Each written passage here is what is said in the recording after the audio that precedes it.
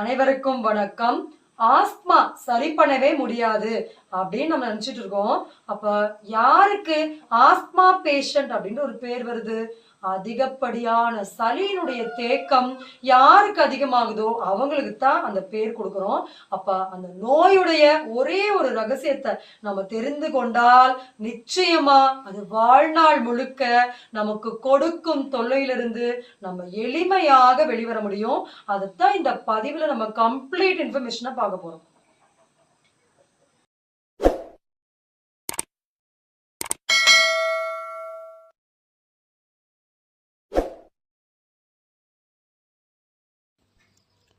இந்த asthma problem இருக்கிறவங்களுக்கே இந்த மார்கழி மாசம் பிறக்க போது டிசம்பர் மாசம் அப்படின்னாலே அவங்களுக்கு அலர்ஜி அந்த அளவுக்கு சளியினுடைய உச்சக்கட்டம் அவங்களுக்கு அந்த மாதங்கள்ல இருக்கும். அதனாலதான் நம்ம முன்னாடி வீடியோ போட்டிருக்கோம்.